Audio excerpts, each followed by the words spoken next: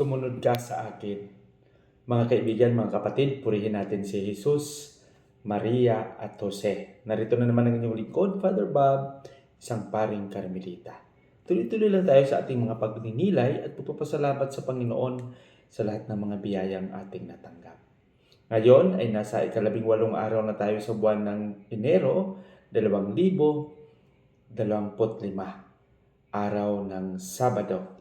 Ang ating pagninilay sa araw na ito ay ibabahagi sa atin ni San Marcos, Kapitulo 2, versikulo 13 hanggang 17. Si Jesus sa kanyang patuloy na pagpapahayag ng mabuting balita, dahan-dahan niyang tinatawag ang mga iilan upang sumunod sa kanya at maging alagad niya.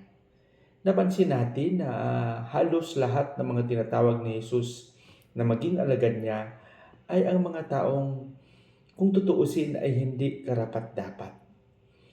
Halimbawa lang sa ating ebanghelyo sa araw na ito, tinawag ni Jesus si Levi.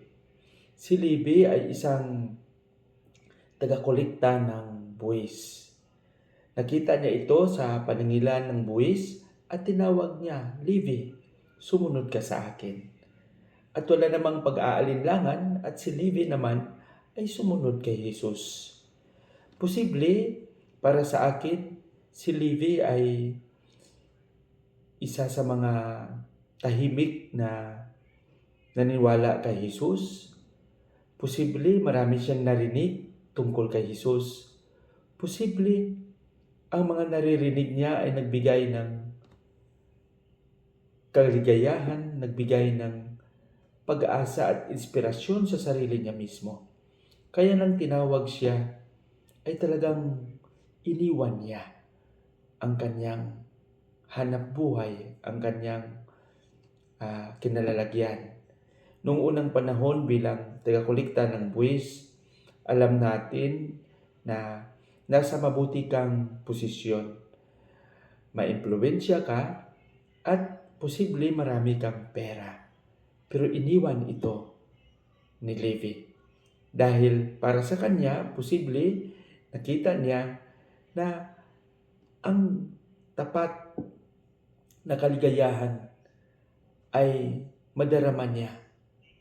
Hindi sa kanyang personal lang na pangangailangan sa pamamagitan ng pagkukolekta ng buwis, kundi doon mismo sa pagsunod niya kay Jesus at pagsunod sa kung ano ang kalooban ng Diyos.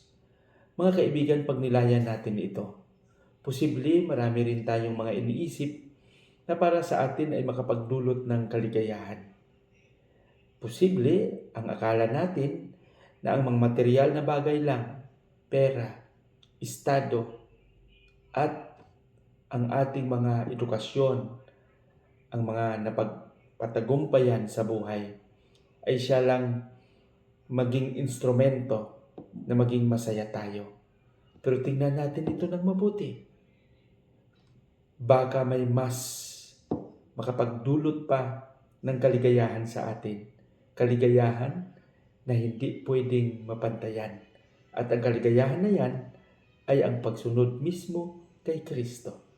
Pagtupad sa tungkulin na ibinigay sa atin ni Kristo.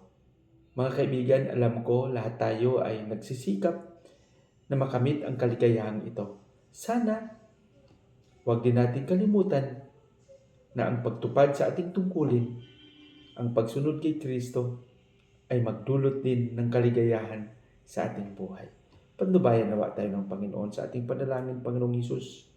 Sa likod ng aming kahinaan, tulungan mo kaming tumugon din sa aming makakaya sa hamon ng misyon na iyong sinimulan upang sa gayon ay maging kabahagi din kami ng isang napakalaking paghahari ng Diyos, ng iyong Ama, na kung saan ang pagtutulungan at ang paglilingkod ang siyang nangingibabaw. Amen.